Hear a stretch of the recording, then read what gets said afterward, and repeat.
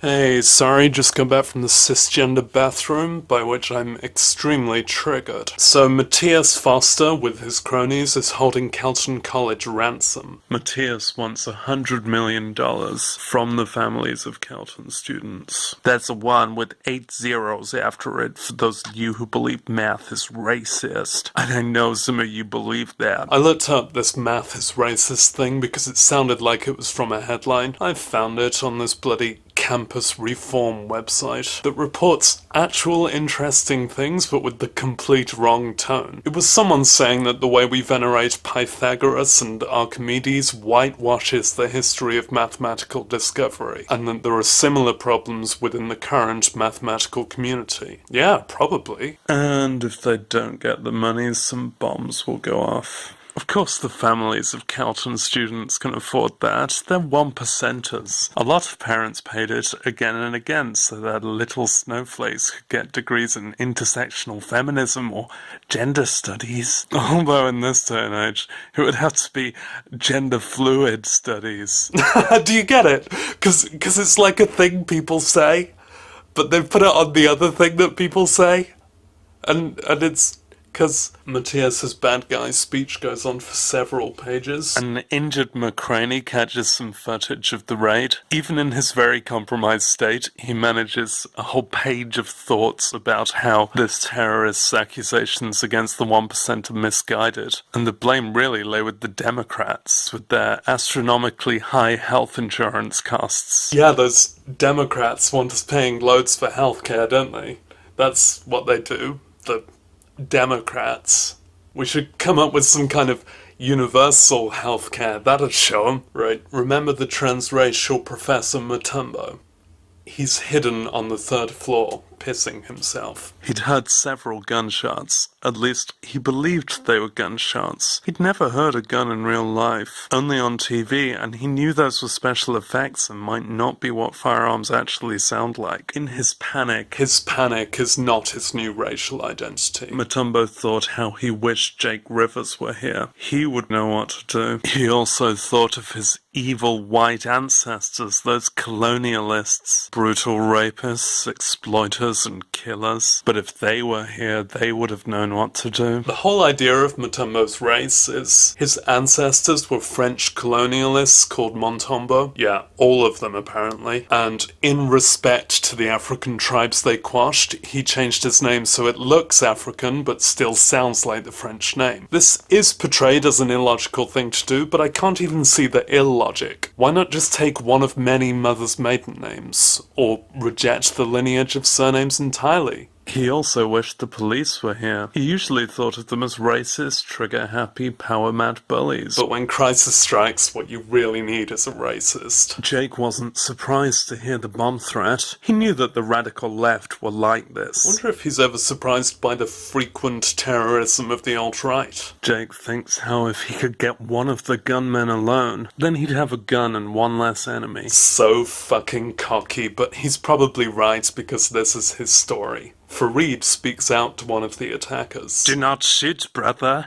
You and I are on the same side. We both believe that this materialistic American society is the source of everything that is wrong in the world. We both would like to see it replaced. By a caliphate ruled by Sharia law? What would you prefer? A godless communist government? It doesn't matter. What's important now is that we would both like to see this country full of heathen capitalists and imperialists brought low. Well, that's true. We agree on the need for change. The form of the change can be settled later, but what do you want from me? I love how a determined, murderous, armed man who's been planning this for months seems to be actually considering this offer. Let me join you in your righteous assault on this den of thieves and whoremongers. Let me help you destroy this land of Kardashians.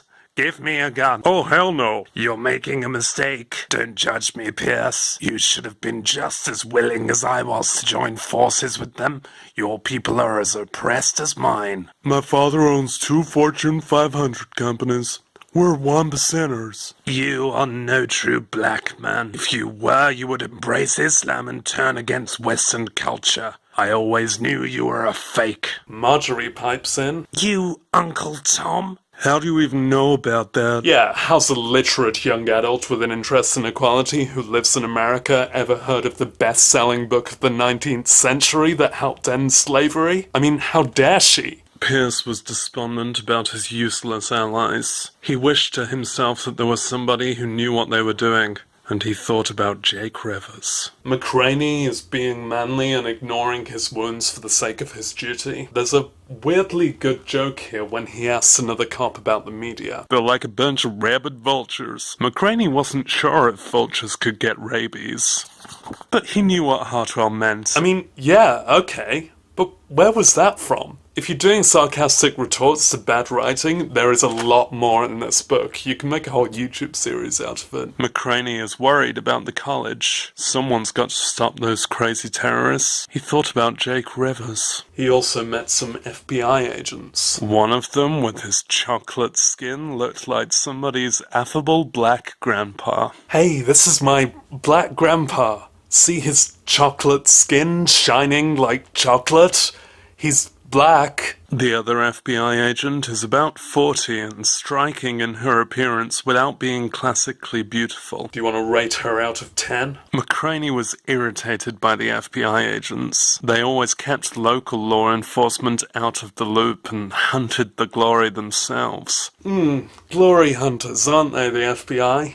Always publicly bragging. The upstanding black guy wasn't like that, but the woman was. This book careens off on rants about anyone it doesn't see as a good guy with a gun, including good guys with guns. Foster was what used to be called a radical, posted a lot of #resist and pro-Antifa stuff. Colin wondered if his own online activity promoting the many leftist beliefs he'd been indoctrinated into, like women, put him too on an FBI watch list. He considered how the book's managing to claim that this happens at the same time as writing a whole university where everyone vocally supports Antifa. But really, he knew that was fine. It's fine.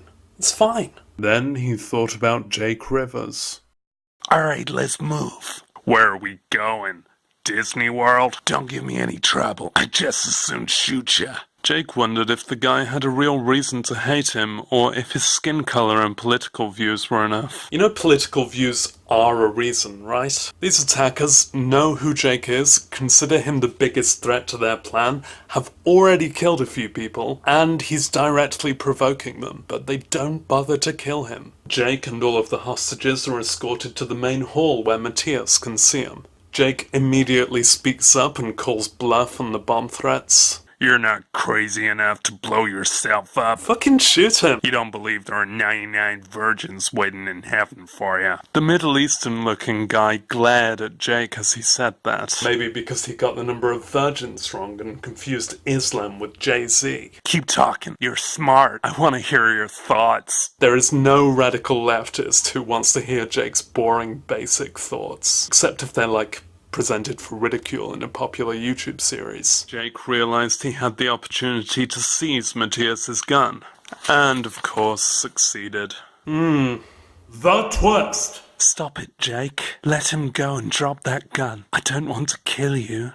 Good work, Lucy. Yeah, so Natalie's a spy. It was foreseeable enough, considering this book only bothers to include female characters if their femaleness is useful to the plot, and the running theme of the Johnston franchise is women being deceptive if they have to be there at all. See you next time.